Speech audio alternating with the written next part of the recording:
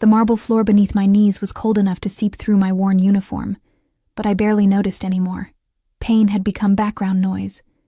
Just another thing I'd learned to ignore, like hunger, like exhaustion, like the way Mrs. Chen's voice could slice through a room when she found a single fingerprint on her precious glassware. Again, Isabella. Do it again. I pressed my forehead against the floor, breathing in the sharp scent of lemon polish mixed with my own sweat. My hands were raw, cracked at the knuckles from the industrial cleaners we weren't supposed to use without gloves.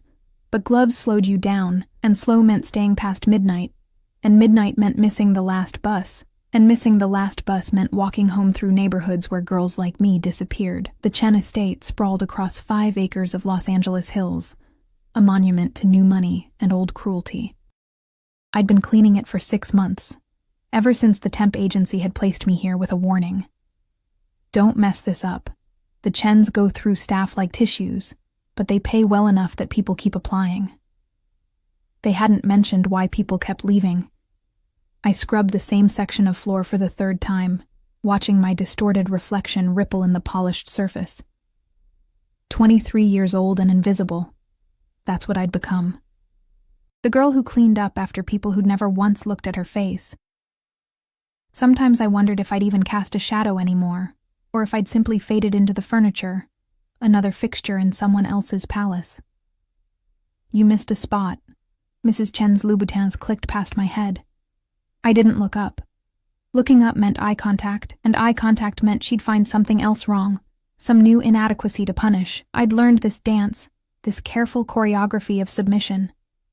The house was preparing for something big. I'd gathered that much from the frantic energy humming through the staff. Extra security had been stationed at every entrance since yesterday. The regular guards I'd grown accustomed to ignoring had been replaced by men who looked like they'd break you first and ask questions never. They wore expensive suits that couldn't quite hide the weapons beneath, their eyes constantly scanning, assessing threats in every shadow. Mr. Chen's associates will be arriving at 8, Mrs. Chen announced, her accent thick despite 20 years in America. The floors must shine like glass. The silverware must gleam. If anything is out of place, anything, you're finished here. Understood? Yes, ma'am. She walked away, trailing Chanel No. 5 and disapproval. I sat back on my heels, finally allowing myself a breath. Through the floor-to-ceiling windows, Los Angeles sprawled beneath us like a galaxy of broken promises. Somewhere down there was the apartment I shared with 3 other girls, a 400-square-foot box where we took turns sleeping because there were only 2 beds. Somewhere down there was the life I'd imagined when I'd left Arizona.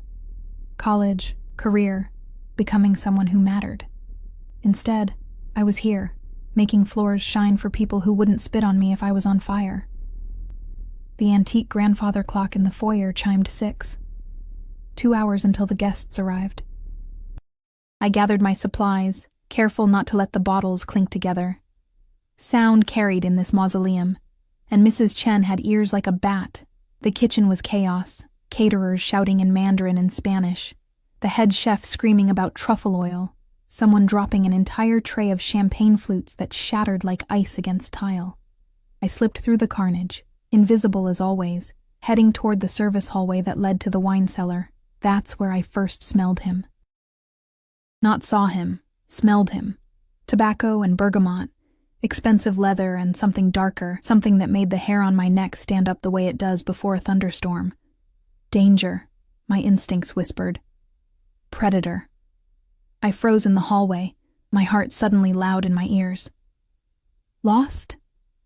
The voice came from behind me, low and smooth as smoke. I turned slowly, and the world tilted. He stood in the shadows near the cellar entrance, a figure carved from darkness and sharp edges. Tall, well over 6 feet, with shoulders that filled out his black suit in a way that suggested violence barely contained. His face was all brutal angles and aristocratic bones, the kind of handsome that felt dangerous, like touching a blade to see if it's sharp. Dark hair swept back from his forehead, and eyes so deep brown they looked black in the dim hallway watched me with an intensity that made my skin burn, but it was the stillness that terrified me most. He didn't fidget, didn't shift his weight, didn't blink. He simply existed in that space like a panther deciding whether you were prey or not worth the effort. I'm sorry, sir. I was just... My voice came out smaller than I wanted. Broken. I hated how I sounded, like a frightened child. Just? He tilted his head slightly, studying me the way a scientist might study an insect. Just what? Getting more polish. For the floors. Mrs. Chen wants... I know what Mrs. Chen wants. He stepped forward, and the hallway seemed to shrink around us. That's not what I asked. Up close, I could see details that made my stomach clench.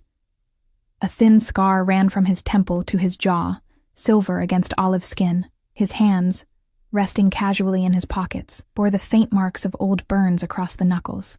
And his eyes... God. His eyes held something ancient and tired, like he'd seen every ugliness the world had to offer, and had emerged victorious but not unscathed. I'm not lost, sir. I work here.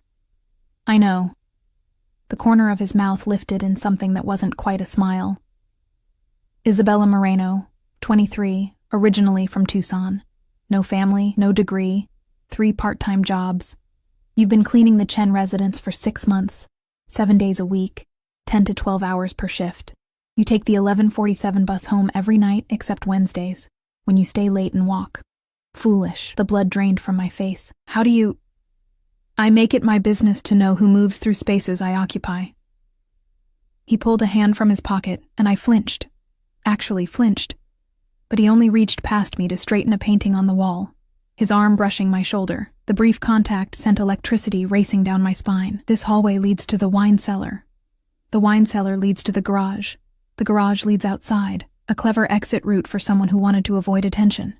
I wasn't trying to. I know. He stepped back, giving me space I desperately needed. You're not the type. You lower your eyes, make yourself small, apologize for existing.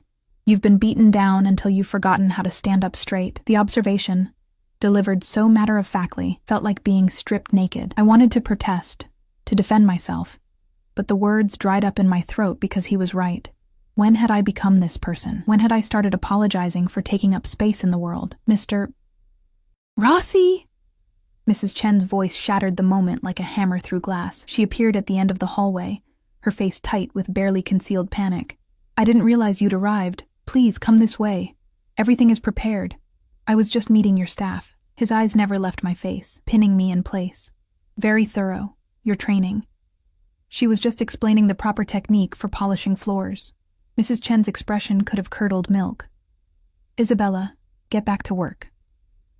Now. I nodded, grabbing my supplies with shaking hands, but as I turned to leave, he spoke again. Isabella.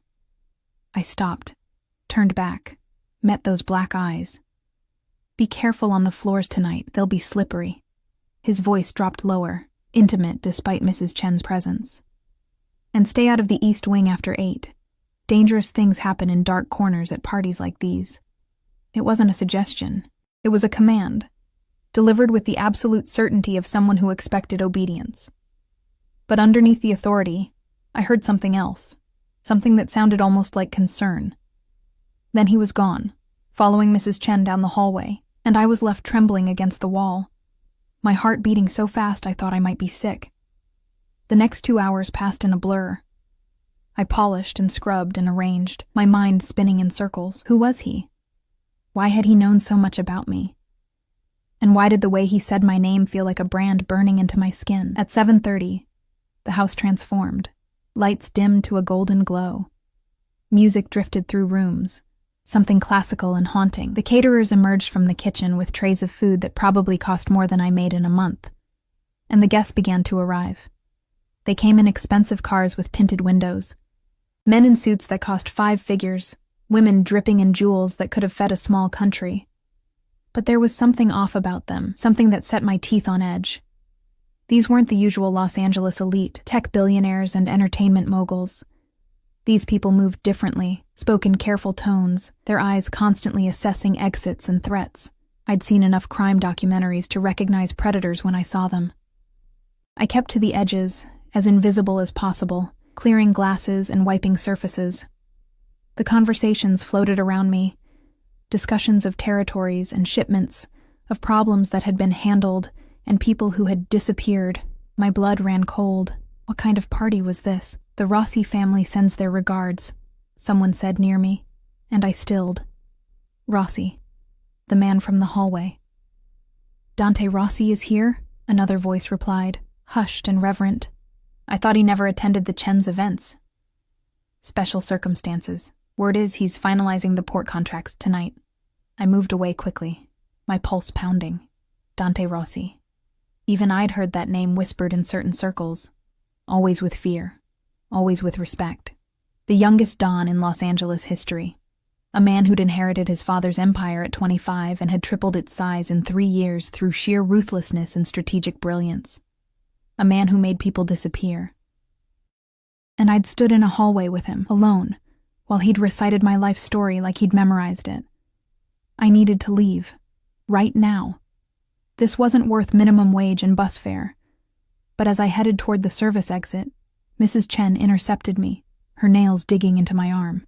Where do you think you're going? The library needs to be prepared for the private meeting. Now. Mrs. Chen, I really think I don't pay you to think. Move. She shoved me toward the stairs, and I climbed with leaden feet. The library was on the 2nd floor, in the east wing. Exactly where Dante Rossi had told me not to go. The room was dark when I entered, lit only by the city lights streaming through the windows. I fumbled for the lamp switch, my hands shaking so badly I could barely grip it. The light flooded the space, revealing walls of leather-bound books, a massive mahogany desk, and Dante Rossi, collapsed on the floor, clutching his chest. His face was gray, twisted in pain. One hand pressed against his heart while the other reached out, grasping at nothing. His breathing came in short, desperate gasps. Help, he choked out, his eyes finding mine. Help me. For a split second I froze. Every survival instinct I possessed screamed at me to run. To get out. To not get involved with whatever this was. This man was dangerous. This man was probably dying from some kind of hit. Some revenge killing. And helping him meant painting a target on my own back. But then I saw his hand trembling, saw the genuine fear in those black eyes. And something inside me, something I thought had died long ago, surged to life. I dropped to my knees beside him, my hands hovering over his chest. Where's your phone? I'll call an ambulance. No. He grabbed my wrist with surprising strength, his fingers like iron bands. No ambulance, no calls, just another gasp. Just stay. You're having a heart attack, you need a hospital. No hospitals. His grip tightened. They'll kill me there. Finish the job. Oh God. This was exactly what I'd feared. I was kneeling in the middle of a mob assassination, holding the hand of a dying crime boss, and any second now, someone would burst through that door and... Please. His voice cracked, vulnerable in a way that shattered something in my chest. Don't leave me alone. Not like this. I'd been alone my whole life. I knew what it felt like to face darkness with no one to hold your hand. And despite everything, despite the danger, despite the fear, despite my better judgment, I couldn't do it to someone else. Okay, I whispered, settling beside him on the floor. Okay, I'm here. I'm not leaving. His breathing evened out slightly, his death grip on my wrist loosening to something gentler. What's your name? You know my name. Tell me anyway. Isabella. Isabella. He said it like a prayer, like a promise. Beautiful name. Italian? Mexican. My grandmother's choice. He smiled. Actually smiled. Despite the pain creasing his face. Teaching you to survive in a world that eats soft things alive. I'm not soft, I protested weakly. No. His thumb brushed across my pulse point, and I shivered. No, you're not. You're here, aren't you? When anyone else would have run, I should have run. Probably. Another gasping breath. But you didn't. Why? I didn't have an answer. Or maybe I did, and it scared me too much to say it out loud. That I saw something in his eyes that matched the loneliness in my own soul. That for just a moment, I'd stopped being invisible. So instead, I did something insane. I lifted his head and placed it in my lap, running my fingers through his dark hair, the way my mother used to do for me when I was small and scared. You're not dying alone, I whispered. Not tonight. Not like this. His eyes closed, his face relaxing into something almost peaceful. For several minutes, we stayed like that, a maid and a monster, finding unexpected grace in the dark. Then his eyes snapped open, clear and sharp, all trace of pain gone, and he smiled. The transformation happened so fast I didn't have time to process it. One moment, Dante Rossi was dying in my arms, his face gray with pain. The next, he was sitting up with the fluid grace of a predator. All traces of distress vanished like smoke. What? The word barely escaped before understanding crashed over me like ice water. You were faking. Yes. He straightened his suit jacket, watching me with those unreadable dark eyes. No apology, no explanation, just that single word hanging between us like a verdict. I scrambled backward on the floor, my heart hammering against my ribs. You were testing me. This was some kind of sick test, not sick. Necessary. He stood, offering me his hand. I stared at it like it might bite. Isabella, don't. I pushed myself up without his help, my legs shaking so badly I had to grip the edge of the desk for support. Rage was burning through the shock now, hot and righteous. Don't say my name like we're friends. You made me think you were dying, and you stayed. He took a step toward me. I took one back. That's the point. You stayed when you should have run. You held my hand when you should have called for help. You chose compassion over self-preservation. So what? You get some kind of thrill from manipulating people? From watching them panic? My voice was rising, cracking. I thought you were dying. I thought I was going to watch you die, and I couldn't finish. Couldn't admit how much it had affected me. This stranger's pain. I needed to know. His voice softened, and somehow that was worse than if he'd stayed cold. I needed to know if you were real. Real? I laughed, high and broken. I'm a maid. I'm nobody. What could you possibly need to know about me? He moved then, faster than I expected, closing the distance between us until I was trapped against the desk with nowhere to run. He didn't touch me. Didn't need to. His presence alone was a cage. You're not nobody. His voice dropped to barely above a whisper. You're the girl who works 3 jobs and still sends money to a friend's sick kid in Tucson. You're the girl who stayed late last Tuesday to help Maria finish the East Wing because she was crying about her daughter's tuition. You're the girl who leaves half your lunch in the break room because you know Jorge skips meals to save money. You think I don't see you? I see everything, Isabella, and what I see is someone who's still kind in a world that's tried to beat it out of her. The accuracy of his observations made me feel violated, exposed. You've been watching me. For 3 months. That's insane. Why would you? I pressed my hands against his chest, trying to push him back, but it was like trying to move a mountain. Let me go. Not yet. His hands came up to rest on the desk on either side of me, boxing me in. Not until you understand. Understand what? That you're a psychopath who stages heart attacks for fun? That I'm choosing you. The words hit like a physical blow. I'm choosing you to be my wife. The world stopped. Actually stopped. Time crystallized into this single impossible moment. Your wife, I repeated, the words tasting foreign on my tongue. You want me to marry you? Yes. We just met. I know everything about you that matters. You're insane. Probably. A ghost of a smile touched his lips. But I'm also serious. Deadly serious. I laughed again, the sound edging toward hysteria. You can't just decide someone's going to marry you. That's not how this works. You can't. People don't. People in my world do exactly what I tell them to do. His voice hardened. But I don't want your obedience, Isabella. I want your choice. That's why the test. I needed to know who you were when you thought no one was watching, when there was nothing to gain and everything to lose. And you? Something flickered in his eyes, something almost vulnerable. You were perfect. I'm not perfect. I'm broken and tired and perfect for me, he interrupted. Perfect for what I need. Perfect for... He stopped himself, jaw clenching. There are things happening, dangerous things. I need someone beside me who won't betray me when the money runs out or the threats get too real. Someone who'll stay when staying is the hardest thing in the world. You don't know that I would. Yes, I do. You just proved it. His hand came up, fingers ghosting along my jaw without quite touching. You held a dying man's hand because you couldn't bear to let him die alone. What do you think you'd do for someone you actually cared about?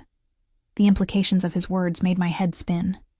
This is crazy. You're in the Mafia. I heard the conversations downstairs. I'm not stupid. No, you're not, which is why you know I'm offering you a way out. He finally touched me then, his thumb brushing across my cheekbone so gently it made my chest ache. Out of the poverty, the exhaustion, the invisibility, out of scrubbing floors for people who treat you like dirt, I can give you safety, security, a life where you matter.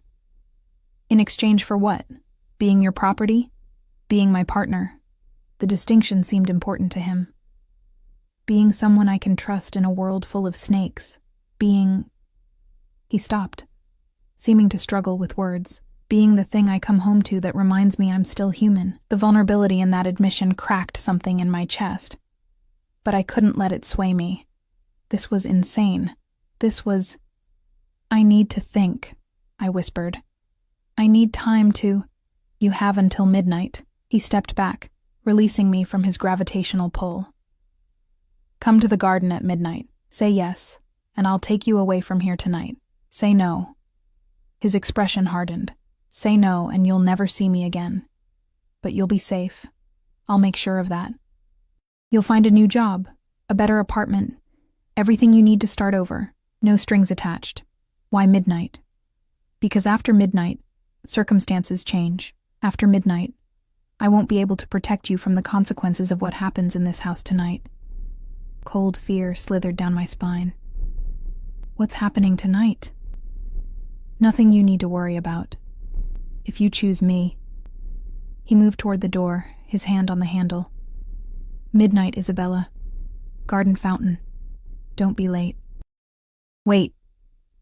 But he was already gone, the door clicking shut with a finality that echoed through the room.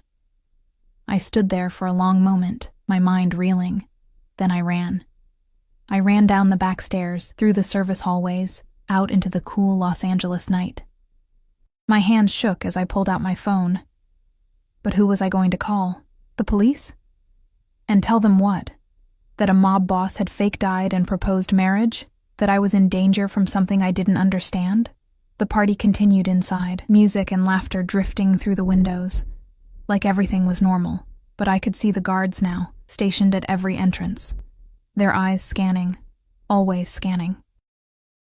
I could see the way the guests moved, predators in expensive clothing, playing at civility while planning violence. And I could see Dante Rossi through the library window, standing in the darkness, watching me run. I made it to the service gate before a hand clamped on my shoulder. Going somewhere? Mrs. Chen's voice was acid. Your shift isn't over. I need to leave. I'm not feeling well. You're feeling fine. You're coming back inside to finish your work. Her nails dug into my arm. And then you're going to explain to me why Dante Rossi is asking about you. My blood froze. He's not. Don't lie to me. I saw you together in the library. What did you do? Did you throw yourself at him like some kind of... I didn't do anything. No? She dragged me back toward the house. Then why is he requesting you specifically to serve the private meeting? Why is he asking how long you've worked here, what you've seen? Oh God. Mrs. Chen, please, I don't know anything. You're a terrible liar. She shoved me through the door. The meeting starts in 10 minutes. You'll serve drinks. You'll keep your eyes down and your mouth shut. And if you do anything to embarrass this household, I'll make sure you never work in this city again. Am I clear? I nodded, mute with terror. The next 10 minutes were a blur of preparation.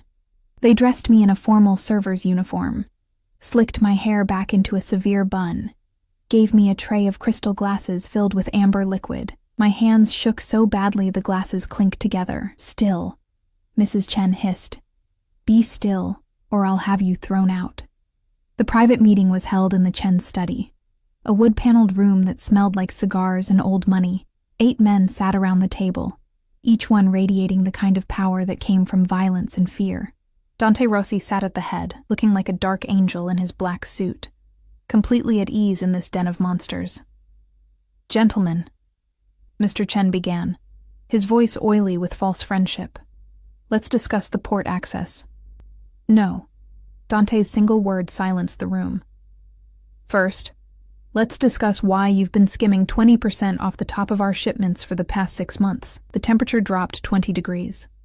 Mr. Chen's face went pale, then red. "I don't know what you're talking about. Port manifests don't lie, Chen. Neither do the warehouse records my people obtained last week." Dante pulled out a folder, spreading documents across the table. "You've been stealing from me, from my family. That's a mistake people don't usually survive." I stood frozen by the wall, the tray trembling in my hands. This was it. The violence I'd sensed brewing all night. Someone was going to die in this room. "It was a misunderstanding, Mr. Chen stammered. "A bookkeeping error. $2 million is not an error." Dante's voice never rose, but the threat in it made my stomach clench. "It's theft. It's betrayal. It's grounds for—" He paused, his eyes finding me across the room. Something in his expression shifted. "However, I'm prepared to be merciful." The men around the table looked shocked. Clearly, mercy wasn't Dante Rossi's usual play. "You have something I want," Dante continued, still watching me. "Something more valuable than money. Give it to me, and we'll call your debt paid." Mr. Chen's eyes darted around, desperate. "Anything. Whatever you want. Her." Dante pointed at me. "Isabella Moreno. I want her contract transferred to me, immediately." "My contract? I don't have a contract." "Yes, you do." Mrs. Chen's smile was pure venom. "When you signed on through the temp agency, you agreed to an indentured service contract, 2 years minimum. We own you, sweetheart." The room spun. "That's why no one ever quit. That's why they could treat us however they wanted. We were slaves, dressed up in legal paperwork. Is this true?" I looked at Dante, betrayed. "You knew about this?" "I know everything about the Chen's operation." His face was unreadable, including their habit of exploiting desperate women through illegal labor contracts. "So, Chen, what do you say? Her freedom in exchange for your life?" Mr. Chen practically sobbed with relief. Yes. Take her. She's yours." "No." I dropped the tray, glasses shattering across the floor. "You can't just trade me like property. I'm not a thing you can buy and sell." Dante rose from his seat, moving toward me with predatory grace. "You're right. You're not a thing." He pulled something from his pocket, a folded document. "Which is why I'm not buying you. I'm freeing you. This is your contract, Isabella. As of right now, it's void. You're free to walk out of here and never look back." I stared at the paper he held out, my mind struggling to process. "I don't understand." "You have a choice." His voice softened. "Meant only for me. You can leave. Take this freedom and build whatever life you want. Or," he paused, something vulnerable flickering in his eyes, "or you can choose me. Not because you're owned, not because you're bought, but because you want to." "Why?" The word came out broken. "Why would you do this?" "Because someone who stays when they think I'm dying deserves to only stay when they want to. Because you deserve to choose your own cage, Isabella, or to fly free." The other men in the room shifted uncomfortably, watching this intimate exchange. Mrs. Chen's face was purple with rage, but all I could see was Dante offering me something no one ever had before. Choice. "The garden," I whispered. "Midnight." He smiled, real and warm and devastating. "Midnight." Then his expression shuddered, becoming cold and businesslike as he turned back to Chen. "We're done here. Have the corrected manifests on my desk by Friday, or mercy becomes a memory." I ran from the room, the torn contract clutched in my shaking hands, and didn't stop until I was in the servants' quarters, gasping for breath. The other staff avoided me, sensing danger like animals before an earthquake. Maria found me there at 11:30, tears streaming down my face as I stared at my freedom, written in black and white. "Isabella? Mija, what happened?" He freed me, I whispered. The most dangerous man in Los Angeles just gave me my freedom and asked me to choose him anyway. Dante Rossi? Maria's eyes widened. Dios mío. What are you going to do? I looked at the clock. 25 minutes until midnight. 25 minutes to decide between the life I knew, hard and lonely but safe, and stepping into the unknown, with a man who'd tested me like a lab rat, but looked at me like I was the answer to a question he'd been asking his whole life. I don't know, I admitted. Maria, what would you do? She took my hands, her weathered face soft with understanding. I'd ask myself, when was the last time someone saw me? Really saw me? When was the last time I felt like more than a ghost in my own life? Tonight, I thought. Tonight, when a monster held my hand and made me feel human. I stood on shaking legs, smoothing down my ruined uniform. I have to go. Be careful, mija. Men like that, they're dangerous. I know. I hugged her tight. But maybe I'm tired of being safe. The garden was silver with moonlight when I arrived at 11:58. The fountain burbled softly, casting dancing shadows across the carefully manicured lawn. Dante stood with his back to me, hands in his pockets, looking up at the stars like he was trying to find answers in their light. I didn't think you'd come, he said without turning around. I didn't think I would either. I moved closer, my heart in my throat. This is insane. You know that, right? This whole thing is absolutely insane. Yes. He finally turned, and in the moonlight, he looked younger, less dangerous, almost human. But sometimes insanity is the only rational response to an irrational world. I don't know you. You don't know me. Not really. I know you stayed. He closed the distance between us. I know you held my hand when you thought I was dying. I know you're brave enough to stand here right now even though you're terrified. What else do I need to know? Everything. My favorite color, my dreams, whether I want kids, if I snore, blue. You want to open a bookshop someday. You're terrified of wanting children because you're afraid you'd fail them the way the world failed you. And yes, you snore. Softly. I've heard it through the monitors. I should have been creeped out by how much he knew. Instead, I felt seen in a way that made my chest ache. Why me? I whispered. You could have anyone. Why choose someone like me? Because everyone else wants something from me. Power, money, protection. You wanted nothing except to ease the pain of a dying stranger. That's so rare, Isabella. That's so precious, and He stopped, jaw clenching. I'm tired of being alone in rooms full of people. I'm tired of wondering who will be the one to put a bullet in my back. I need someone real, someone kind, someone who'll remind me why I'm fighting to survive in the first place. I can't promise I'll be good at this, at being whatever you need.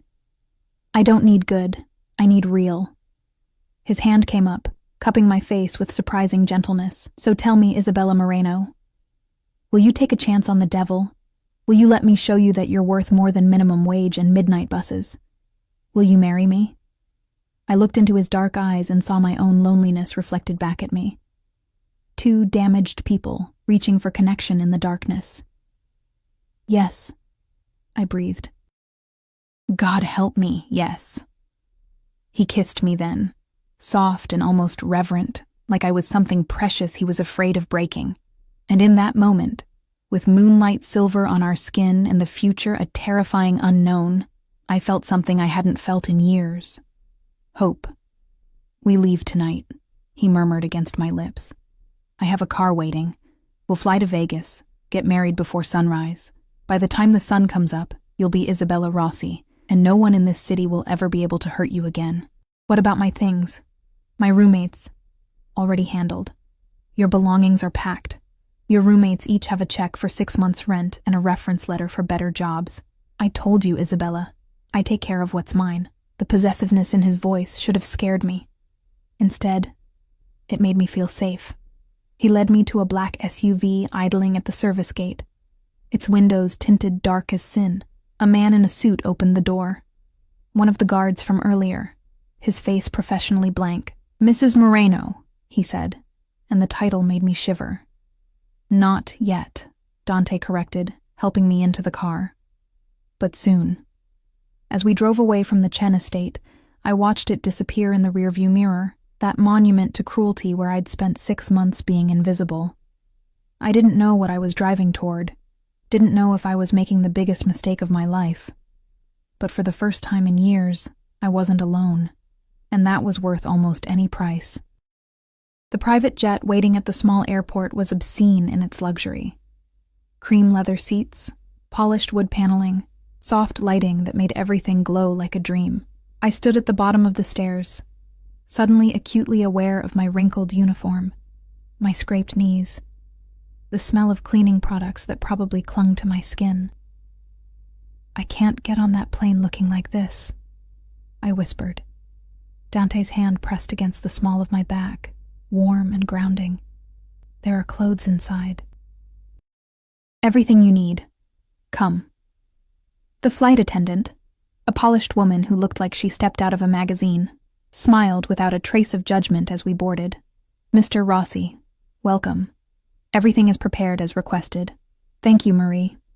He guided me toward the back of the plane, through a door that opened into a bedroom. An actual bedroom, with a queen-sized bed and an ensuite bathroom. On the bed lay a garment bag and a small suitcase. "Shower. Change. Take your time. We have 4 hours until Vegas." "You're not going to—" I gestured vaguely at the room, at him, my face burning. Understanding softened his expression. "I'll be up front, making calls. You have complete privacy, Isabella. I'm not going to rush you into anything you're not ready for. But we're getting married tonight. Marriage is a legal document, a promise. What happens after—" He stepped closer, his thumb brushing across my jaw. "What happens after goes at whatever pace you set. I can be patient when something matters." The gentleness in his voice undid something in my chest. I nodded, mute, and he left, closing the door softly behind him. The shower was heaven. Hot water, expensive soap that smelled like jasmine, shampoo that actually made my hair feel soft instead of stripped. I stood under the spray until my skin turned pink, washing away 6 months of the Chen estate, of invisibility, of survival mode. When I finally emerged, wrapped in a towel softer than anything I'd ever owned, I opened the garment bag with shaking hands. Inside was a dress, simple, elegant, cream-colored silk that fell like water. Not a wedding dress, nothing so presumptuous, but beautiful in its understated grace. The suitcase held underwear in my exact size, a pair of low heels, basic makeup, even a hairbrush. He'd thought of everything. I dressed slowly, my hands trembling. The dress fit perfectly, skimming my curves without being tight, the silk cool against my clean skin. I dried my hair, leaving it loose around my shoulders because I didn't know how else to style it. Minimal makeup. I'd never been good at more than that anyway. When I looked in the mirror, I barely recognized myself. For the first time in months, I looked like a person instead of a ghost. The plane was already in the air when I emerged. Dante sat in one of the leather seats, phone pressed to his ear, speaking rapid Italian. He looked up as I approached, and whatever he was saying died mid-sentence. "I'll call you back," he said, not taking his eyes off me as he ended the call. The way he looked at me made my skin feel too tight, too hot, like I was the only thing in the universe that mattered. "Beautiful," he said quietly.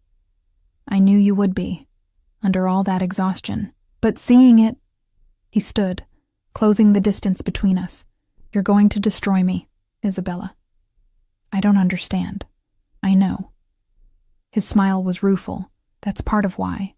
He guided me to sit, then surprised me by taking the seat beside me instead of across.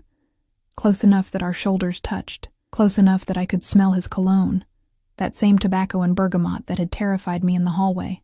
"Tell me about the bookshop," he said. I blinked at the non sequitur. "What?" "Your dream. The bookshop you want to open someday. Tell me about it." "Why?" "Because I want to know you. The real you, not just the facts I collected." He shifted, angling toward me. "Tell me what it looks like in your head." So I did. Haltingly at first, then with growing confidence as he listened. Actually listened, asking questions, making suggestions. I told him about the children's section I'd imagined, the reading nooks with overstuffed chairs, the coffee bar that would smell like home. I told him about wanting to create a space where people felt safe, seen, welcome. "It sounds perfect," he said when I finally ran out of words. "We'll make it happen. Dante, I'm serious. After the wedding, after things settle, we'll find a location. You'll design it exactly how you want. It'll be yours." The casual way he offered to fund my dreams, like it was nothing, made my head spin. "I can't let you just buy me a bookshop." "Why not?" "Because that's not... People don't just..." I struggled for words. "I need to earn things. I need to feel like I deserve them. You held my hand when you thought I was dying. You've earned more than a bookshop, Bella." The endearment rolled off his tongue like honey. "But if it makes you feel better, you can work for it. Be my wife. Stand by my side. That's not an easy job. What exactly does being your wife entail?" The question had been burning in my mind since the garden. "You're not... I mean, I know you're in the Mafia. I'm not stupid. But what does that mean for me?" His expression grew serious. "It means you'll be protected. Always. It means you'll never want for anything. It means you'll attend events, meet people, smile and make conversation. It means you'll live in a world where danger is always present but never allowed to touch you. And what do you get out of it? Legitimacy. A wife makes me look stable, family-oriented. It opens doors that stay closed to confirmed bachelors." He took my hand, threading his fingers through mine. "But honestly, I get you. Someone real in a world of facades. Someone who reminds me why I'm human. That's worth more than any business advantage. You barely know me. I know enough. The rest," he squeezed my hand, "the rest we'll learn together." The plane began its descent just as dawn painted the sky in shades of rose and gold. Vegas sprawled beneath us, a glittering oasis in the desert, still blazing with lights even as the sun rose. "Are you scared?" Dante asked quietly. "Terrified," I admitted. "Good. Fear means you understand the weight of what we're doing." He stood, pulling me up with him. "But I promise you this, Isabella. I will never hurt you intentionally. I will never betray you. And I will kill anyone who tries to harm you. Can you live with that?" The casual mention of murder should have sent me running. Instead, it made me feel safe. "Yes," I whispered. "I can live with that." The chapel was small, surprisingly tasteful for Vegas. No Elvis, no neon, just soft lighting, white flowers, and a minister who looked like he'd married plenty of couples at dawn and knew not to ask questions. Dante's lawyer was there, a sharp-eyed woman named Sophia, who handed me papers to sign while maintaining professional distance. "Prenup," she explained. "Standard. You keep what's yours, he keeps what's his. In the event of divorce, you receive a settlement of $10 million and any property purchased in your name. If you die..." She paused delicately. "Everything goes to your designated beneficiary or charity of choice." "And if he dies?" The question escaped before I could stop it. "Then you inherit everything." Sophia's smile was thin, but let's hope it doesn't come to that. I signed in a daze, my hand moving across paper after paper. Marriage license, prenuptial agreement, documents I didn't fully understand but trusted Sophia to explain later. Then Dante was taking my hand, leading me to stand before the minister. And it was happening. "Dearly beloved," the words washed over me. Traditional vows, promises of forever, till death do us part. When it came time for rings, Dante produced a simple platinum band that fit my finger perfectly. Of course it did. He'd planned everything. "You may kiss the bride." Dante's kiss was gentle, almost chaste, a promise rather than a demand. When he pulled back, his eyes held something that looked almost like wonder. "Mrs. Rossi," he murmured. "My wife." The words felt surreal. 24 hours ago, I'd been scrubbing floors. Now I was married to a mob boss in a Vegas chapel at sunrise. "What happens now?" I asked as we left the chapel, the Nevada sun warm on my face. "Now we go home, to Los Angeles, to your new life." He helped me into another waiting car, this one a sleek black sedan with bulletproof glass.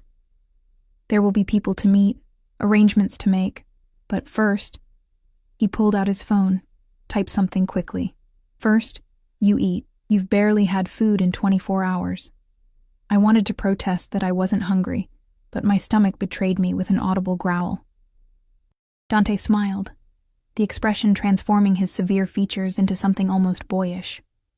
There's my practical girl, always honest, even when your body betrays you. The hotel he took me to was one of the finest in Vegas, a suite with floor-to-ceiling windows overlooking the Strip. Room service arrived within minutes. Fresh fruit, eggs Benedict, pastries that melted on my tongue, coffee that tasted like heaven. Eat, Dante commanded gently, settling across from me. Then rest. We fly back this afternoon. Aren't you eating? I ate on the plane while you were showering. He watched me with those dark eyes, cataloging every bite I took like it mattered. I'm just enjoying watching you enjoy something for once. The observation was too close to the bone. I focused on the food, suddenly ravenous in a way that went beyond physical hunger. How long had it been since I'd eaten without calculating the cost? Since I'd tasted something just because it was delicious? Isabella. His voice made me look up. Thank you. For what? For taking a chance on me. For saying yes.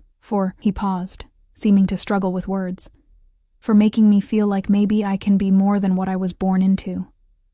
The vulnerability in his voice cracked something open in my chest. I should be thanking you. You freed me. We freed each other. He stood, moving to the window. I want to be honest with you about something.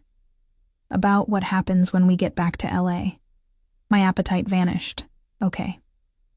There will be people who don't approve of this marriage. People who'll see you as a weakness to exploit. My enemies will try to use you to get to me. And my family, he laughed, bitter.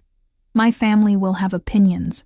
Many, many opinions about me marrying a maid instead of someone from an established crime family.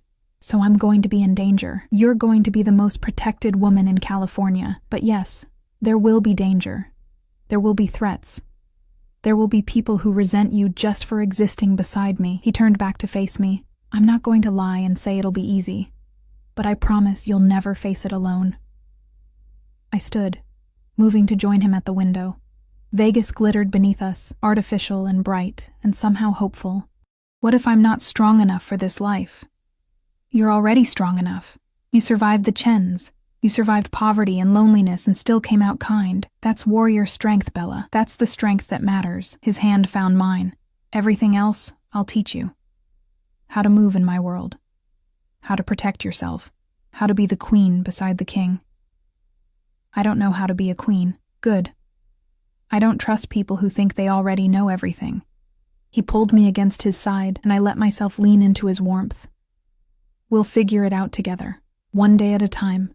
Starting with today, getting you home, getting you settled, introducing you to the people who matter. Your family? Eventually. First, my inner circle, the people who keep me alive. He pressed a kiss to the top of my head, casual and affectionate. They're going to love you, or they'll pretend to, which amounts to the same thing in my world. Despite everything, I laughed. The sound surprised us both. There it is, Dante murmured. The sound I've been waiting to hear. Genuine joy. I'm going to make that my mission, Isabella. Making you laugh like that as often as possible. You're dangerous, I said, but there was no heat in it. Only to people who threaten what's mine. His arm tightened around me. And you're mine now, which means you're the safest person in this city. I wanted to believe him. God, I wanted to believe that safety was possible, that this beautiful dream wouldn't shatter like everything else good in my life. But as I stood there in his arms, watching the sun rise over Vegas on my wedding day, I let myself hope. Just for a moment. Just long enough to believe that maybe, just maybe, I'd found something real in the darkness. My monster. My husband. My chance at something more than survival. Take me home, I whispered. Take me home, Dante. Always, he promised. Always, Bella. Always. The house, no, the estate, that Dante called home made the Chen residence look like a cottage. We drove through gates that looked like they could withstand a military assault. up a winding drive lined with trees that had probably been planted before I was born, until we reached a modern masterpiece of glass and stone that seemed to grow out of the hillside itself. "This is home," Dante said, watching my face carefully as the car stopped. I couldn't find words. The place was stunning. All clean lines and floor-to-ceiling windows that offered views of Los Angeles sprawling below like a carpet of lights. Even in daylight, I could see how the city would look at night from here. A galaxy of possibilities, all of them far below us. "It's too much," I finally managed. "It's safe. That's what matters." He helped me out of the car, his hand steady on my elbow. "The windows are bulletproof. The security system is military grade. There are 12 guards on rotation, cameras on every entrance, and a safe room in the basement that could withstand a siege. You're protected here, Isabella, always." The casual mention of needing that level of security should have terrified me. Instead, it grounded me in the reality of what I'd chosen. This wasn't a fairy tale. This was survival, dressed up in expensive architecture. The front door opened before we reached it. A woman in her 50s stood there, dressed in simple but elegant clothing, her gray hair pulled back in a neat bun. Her face was kind but assessing as her eyes landed on me. "Mr. Rossi," she said, her voice warm with genuine affection. "Welcome home. And this must be my wife, Isabella." The pride in Dante's voice when he said it made something flutter in my chest. "Bella, this is Rosa. She manages the household. Anything you need, she's the person to ask." "Wife?" Rosa's eyebrows shot up, but she recovered quickly, a smile spreading across her face. "Well then, Mrs. Rossi, welcome home. I must say you've surprised us all. I've surprised myself," I admitted. Rosa laughed, the sound genuine and warm. "I like her already. Come inside. You must be exhausted. I've prepared the master suite," and she paused, glancing at Dante. "Should I prepare a separate room as well?" "No," Dante said firmly, then looked at me. "Unless you want—" "No." The word came out stronger than I felt. "We're married. We share a room." Something fierce and possessive flashed in Dante's eyes. "Good." Rosa led us through the house, pointing out rooms as we went, a living area with furniture that looked too expensive to sit on, a kitchen that could have serviced a restaurant, a library with more books than I'd seen outside of an actual library. Every space was beautiful, modern, and slightly impersonal, like a magazine spread rather than a home. "We haven't had a woman's touch here in years," Rosa said, as if reading my thoughts. "Since Mr. Rossi's mother passed. Feel free to change anything you like, Mrs. Rossi. Make it yours." The master suite was on the second floor, overlooking the city. The bedroom alone was bigger than the apartment I'd shared with 3 other girls. A king-sized bed dominated the space, covered in white linens that looked cloud-soft. Through an open door, I could see a bathroom with a tub big enough to swim in.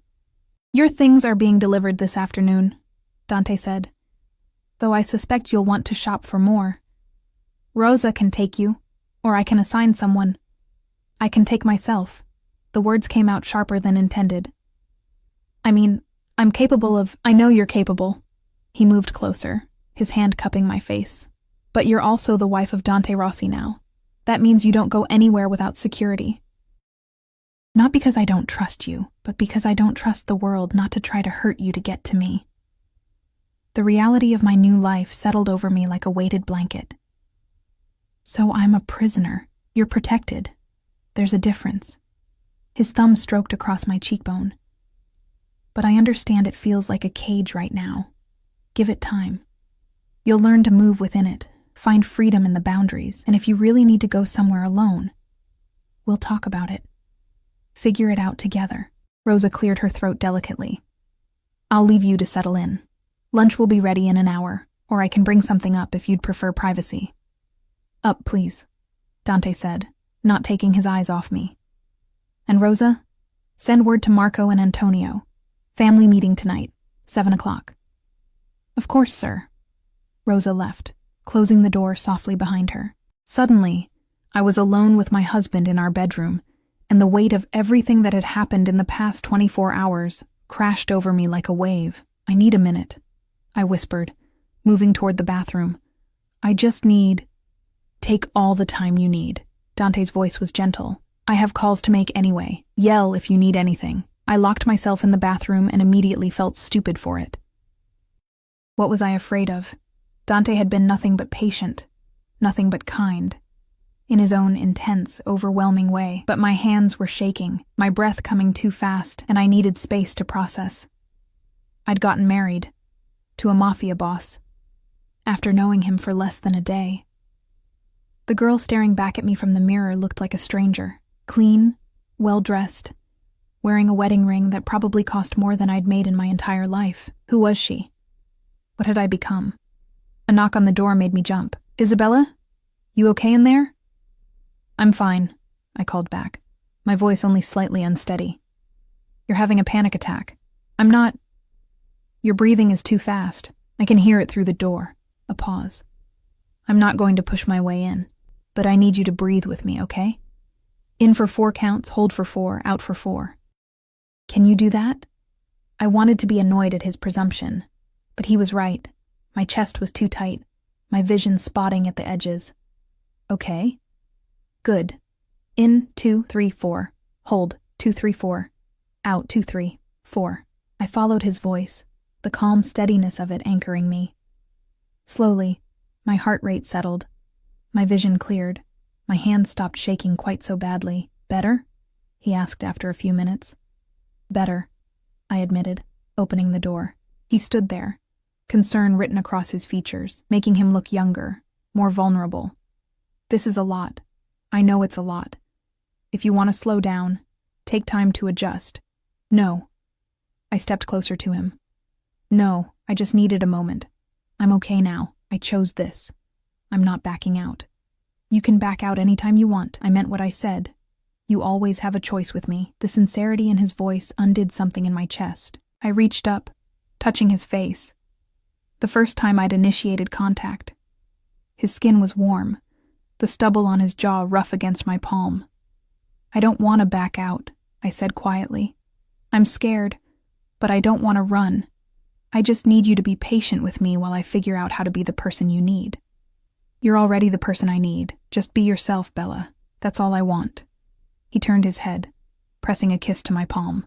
Now come. Lunch will be here soon, and you need to eat. Then you should rest. Tonight's going to be intense, the family meeting. Right. I'd almost forgotten about that in the chaos of everything else. Lunch was simple but delicious. Fresh pasta with vegetables, crusty bread, a salad that tasted like actual food instead of just rabbit food. Dante watched me eat with that same intense focus, like my enjoyment of the meal mattered to him personally. Tell me about your family, I said between bites. The people I'm meeting tonight. His expression darkened slightly. Marco is my second in command. Known him since we were kids. He's loyal, smart, and utterly ruthless when necessary. He'll be skeptical of you at first. He's protective of me. Thinks most women are after my money or status. You'll have to win him over. And Antonio, my cousin, runs our financial operations.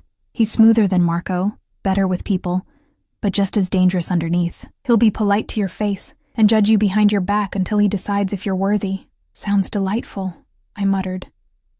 Dante smiled. They're family. They're allowed to be difficult, but they'll come around once they see you're not going anywhere, once they see you're real. What about your actual family, parents, siblings? His face went carefully blank. My father died 3 years ago. Heart attack during a business dinner. Real one, not faked, he added with dark humor. My mother died when I was 12, cancer. I have no siblings, no wife before you, no children. He paused. What about you? You said no family, but my parents died in a car accident when I was 19. I was supposed to start college that fall. Instead, I spent everything we had on funeral costs and ended up in Los Angeles with nothing but a suitcase and some terrible decisions. The old pain felt distant now, like it had happened to someone else. No siblings, no cousins I know about. Just me. Not anymore. He reached across the table, taking my hand. Now you have me. You have this house, this life. You have protection and security. You're not alone anymore, Isabella. Never again. The promise felt too big, too impossible. But I wanted to believe it. After lunch, Dante insisted I rest. You've been up for over 24 hours. Sleep for a few hours. I'll wake you at 6 to get ready for tonight. I wanted to protest, but exhaustion was pulling at me like a tide. The bed, when I finally lay down on it, was the most comfortable thing I'd ever experienced. The last thing I remembered was Dante pulling a blanket over me, his hand gentle in my hair. Sleep, Bella. I'll keep watch. I woke to darkness and the smell of coffee. For a moment, I panicked. Where was I? Then memory returned. The house, the marriage, the new life I'd chosen. Dante sat in a chair near the window, backlit by the city lights, working on a laptop. He looked up as I stirred. Good. You're awake. It's 6:30. The meeting's at 7. He stood, moving to the bed. There are clothes in the closet. Rosa took the liberty of having some things delivered. Choose something that makes you feel confident. These men will try to intimidate you. Don't give them the satisfaction. The closet was a revelation. Designer dresses, casual wear, shoes in every style, all in my size. I chose a simple black dress, elegant without being flashy, confident without trying too hard. It hit just below my knee and had long sleeves, covering most of my skin. Armor, I thought. Professional armor. When I emerged, Dante was waiting in a fresh suit, his hair still damp from a shower I'd slept through. His eyes traced over me, approval clear in his expression. Perfect, simple, elegant, understated. You look like you belong. He offered his hand. Ready? No, but let's do it anyway. The meeting was held in Dante's office, a masculine space of dark wood and leather furniture. 2 men stood as we entered, their expressions carefully neutral. Marco was exactly what I'd expected. Tall, built like a boxer, with cold eyes that assessed me like a threat. Antonio was smoother, handsome in an obvious way, his smile friendly, but his eyes calculating. Gentlemen, Dante said, his hand firm on my back. I'd like you to meet my wife, Isabella Rossi. The silence was deafening. Then Marco spoke, his voice rough. Your wife? Since when? Since this morning. Vegas. You got married in Vegas without telling anyone? Antonio's smooth facade cracked slightly. Dante, what the hell? I don't need permission to make decisions about my personal life, Dante said, his voice taking on an edge. I'm informing you as a courtesy, not asking for approval. Marco's jaw clenched. With all due respect, boss, this affects all of us. You marry some random girl. She's not random.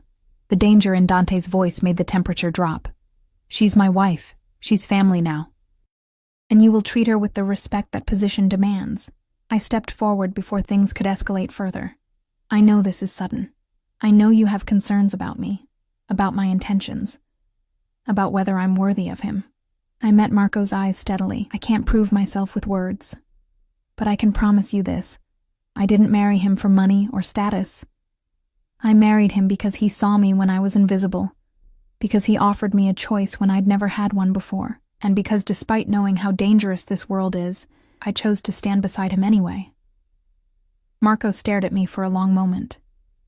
Then surprisingly, he smiled. A real smile that softened his harsh features. You got backbone. I'll give you that. She held my hand when she thought I was dying, Dante said quietly. She stayed when anyone else would have run. That's who she is. That's why I chose her. Antonio moved forward, offering his hand. Then welcome to the family, Isabella. I apologize for the hostile reception. We're just protective of Dante. He's all we have. I understand. I shook his hand, relieved when he didn't crush my fingers. I'm not here to take him away from you. I'm here to stand with him, with all of you. The tension in the room eased fractionally. Marco poured drinks, whiskey for himself and Antonio, wine for me, and we talked. About expectations, about security protocols, about the reality of being married to Dante Rossi. There will be attempts, Marco said bluntly. On your life, on your safety. People will try to use you to hurt him. You need to be smart, aware, never take unnecessary risks. I understand. Do you? Antonio leaned forward. Because this isn't like the movies, Isabella. People will die to get to you. Good people, loyal people. Can you live with that weight? The question hung in the air. Could I? Could I live knowing that my existence put others in danger? I looked at Dante, at the man I'd married this morning in a Vegas chapel, at the man who'd freed me and chosen me and promised to keep me safe. Yes, I said firmly. I can live with it, because the alternative, going back to being invisible, to being nothing, that's not living at all. Dante's hand found mine under the table, squeezing gently. Pride radiated from him in waves. Then let's make sure it doesn't come to that, Marco said, raising his glass. To the new Mrs. Rossi, may she be as tough as she needs to be. To Isabella, Antonio echoed. Welcome to the family. God help you. You're one of us now. We drank, and I felt the weight of my choice settle over me like a crown. Heavy, but mine. Dangerous, but real. I was Isabella Rossi now, and whatever that meant, whatever came next, I would face it standing tall. No more invisibility. No more apologizing for existing. I was seen. I was chosen. I was home. The weeks that followed were a blur of learning to navigate a world I'd never imagined belonging to. Rosa became my guide, teaching me the unspoken rules of Dante's universe, how to dress for different occasions, which conversations to engage in and which to politely avoid, how to spot threats disguised as friends. You're doing well, she told me one morning over coffee, 3 weeks into my new life. Better than most would in your position. You have good instincts. I'm terrified most of the time, I admitted. Good. Fear keeps you sharp. It's the ones who get comfortable who end up dead. She patted my hand. But you're stronger than you think, Mrs. Rossi. I see it. Mr. Rossi sees it. Soon, everyone else will too. Dante was patient in ways I hadn't expected. He gave me space when I needed it, proximity when I craved it, and never pushed for more than I was ready to give. We shared a bed, but he held me like I was precious, like I might break if he gripped too hard. Sometimes I woke to find him watching me, his expression unguarded in the darkness, vulnerable and fierce all at once. What are you thinking? I asked one night, catching him staring. That I don't deserve you, he said quietly. That somehow I tricked fate into giving me something good, and that I'm terrified every day that you'll realize what a monster I am and run. I rolled toward him, pressing my palm against his chest, feeling his heartbeat strong and steady beneath my hand. You're not a monster. Monsters don't look at their wives like they hung the moon. Monsters don't hold hands with dying strangers. I wasn't dying, but I didn't know that. And you wanted to see if I had kindness in me even when there was nothing to gain. That's not something a monster would care about. I moved closer, until there was no space between us. You're dangerous, Dante, but you're not a monster. Not to me. He kissed me then, deeply, desperately. Like I was air and he was drowning, and for the first time since our wedding night, I kissed him back with equal hunger, equal need. Bella, he breathed against my lips. Are you sure? I'm sure. I pulled him closer. I'm your wife. I want to be your wife in every way. What followed was tender and intense, passionate and careful. He touched me like I was sacred, like my pleasure mattered more than his own. And when it was over, we lay tangled together, my head on his chest, his hand stroking through my hair. I love you, he said into the darkness. I know it's too soon. I know I shouldn't feel this much this fast. But I do. I love you, Isabella Rossi. My heart stuttered. You don't have to say it back, not until you're ready. I just needed you to know. He pressed a kiss to the top of my head. I'll wait as long as it takes, but the truth was, I didn't need more time. Somewhere between the fake heart attack and the Vegas chapel, between learning to navigate his world and finding safety in his arms, I'd fallen too. I love you too, I whispered. God help me, I do. His arms tightened around me, then we're both damned together. I can live with that. The first real threat came on a Tuesday. I was shopping with Rosa at a boutique in Beverly Hills, My first real outing beyond the estate. 2 guards flanked us, subtle but present. I was trying on dresses for a charity gala Dante wanted me to attend, feeling almost normal for the first time in weeks. Then I saw him. A man across the street, watching me through the boutique window. Something about the way he stood, the intensity of his stare, made my skin crawl. I met his eyes, and he smiled, cold and predatory. "Rosa," I said quietly. "That man across the street, is he—" She glanced over, and her face went pale. "Inside. Now, guards." Everything happened fast. The guards pushed us toward the back of the store. Rosa was on her phone, speaking rapid Italian, and through the window, I saw the man pull out a gun. Glass shattered. Someone screamed. One of the guards shoved me to the floor, his body covering mine as bullets tore through the boutique. Then it was over. Sirens wailed. The guard above me was bleeding from his shoulder, but alive. Rosa was shouting orders. And across the street, the man was gone. Disappeared like smoke. Dante arrived within minutes, his face a mask of cold fury as he burst through the door. His eyes found me on the floor, and something in his expression cracked. "Bella." He was beside me in seconds, pulling me up, his hands running over me, checking for injuries. "Are you hurt? Tell me you're not hurt." "I'm fine. I'm okay." My voice shook despite my words. "But Marco, he was shot.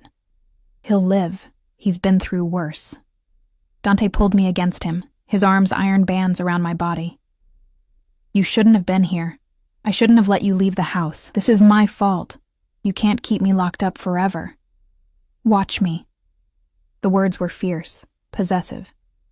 "If keeping you alive means you never leave the estate again, then that's what happens." "Dante?"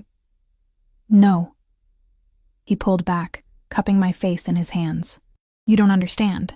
If something happened to you, if you died because of me, because of what I am," his voice broke, "I wouldn't survive it, Isabella. You're everything. You're the only good thing in my entire goddamn life. I can't lose you."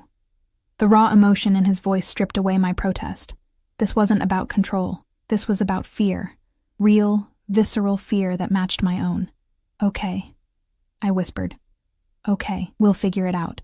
More security, better protocols, whatever you need. But Dante, I can't live in a cage. Even a golden one. You have to let me breathe." He closed his eyes, his forehead pressing against mine. I know, Bella. We'll find a balance. But right now, let me take you home. Let me keep you safe." The attack changed everything. Security doubled. Every outing required extensive planning. And Dante became even more protective, shadowing me whenever possible, his tension palpable whenever I was out of his sight. "It was the Castellanos," Marco told us that evening, his shoulder bandaged but his spirit unbroken. "They're trying to start a war. Hitting your wife sends a message that you're weak, distracted, vulnerable. Then we send a message back." Dante's voice was ice. "We show them exactly how vulnerable I'm not." "Dante, no." I grabbed his arm. "Don't start a war because of me. Don't risk your people because someone took a shot at me. They didn't just take a shot at you. They threatened what's mine. They need to understand that has consequences. And what happens to me while you're busy fighting? What happens if you die in this war?" The thought made my chest tight. I didn't marry you to become a widow. The room fell silent.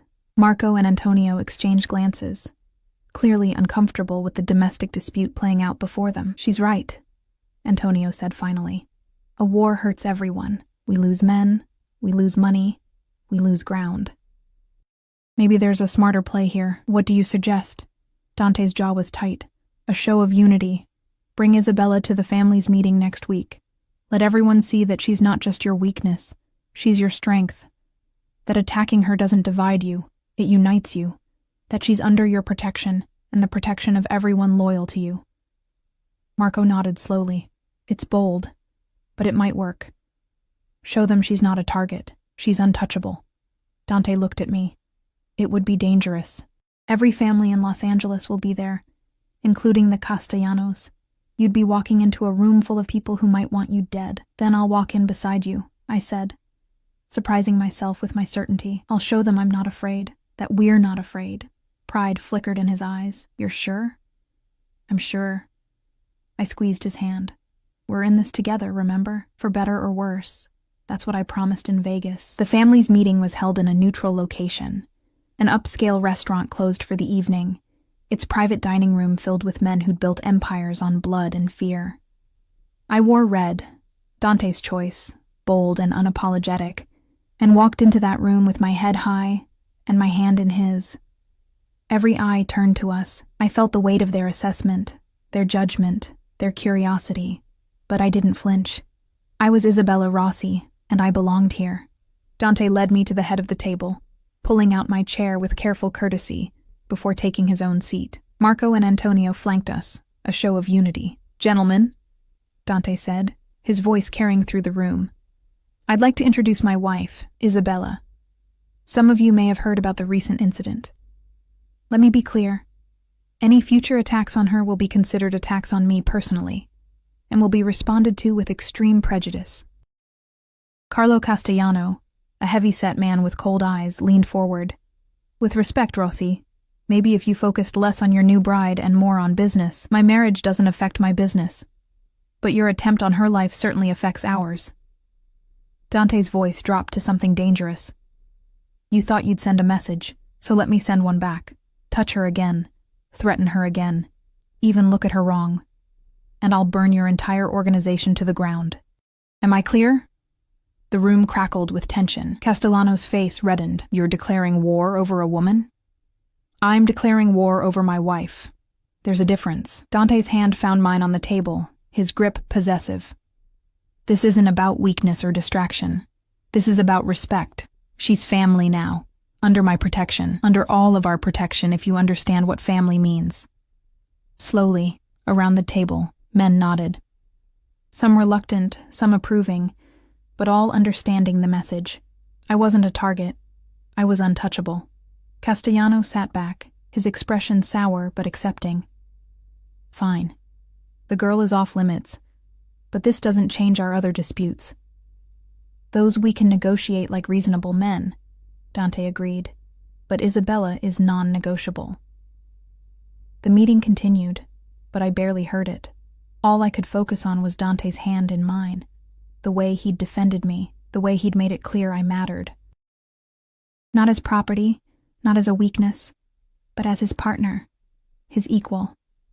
When we finally left hours later, I was exhausted but exhilarated. "You did well tonight," Dante said in the car, pulling me against his side. "You showed them you're not just my wife. You're a force to be reckoned with." I was terrified the entire time. "I know, but you didn't show it. That's what matters." He pressed a kiss to my temple. "I'm so proud of you, Bella. So damn proud." The months that followed settled into a rhythm. I learned to navigate Dante's world with increasing confidence. The bookshop opened, a beautiful space in Santa Monica that became my sanctuary. My purpose beyond being Mrs. Rossi. Rosa taught me to shoot, to spot surveillance, to trust my instincts. And Dante loved me with an intensity that still took my breath away. Protective but not suffocating. Possessive but respectful. Dangerous to everyone but gentle with me. We fought sometimes. Passionate arguments about security and freedom and finding balance. But we always came back together, always found our way back to each other. One evening, 6 months after our Vegas wedding, I found Dante in his office, staring at security footage from the night we'd met, the hallway at the Chen estate, me with my cleaning supplies, him emerging from the shadows, watching our meet cute, I teased, sliding into his lap. "Watching the moment my life changed," he corrected, his arms wrapping around me. "The moment I saw you and knew, just knew, that you were going to save me. I didn't save you. You saved yourself. No, Bella. You saved me. From becoming the monster everyone expected.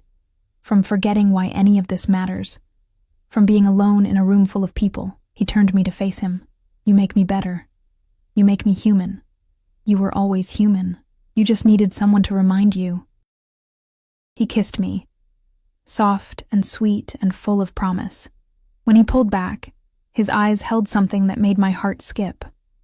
"I want to give you something," he said, pulling a folder from his desk.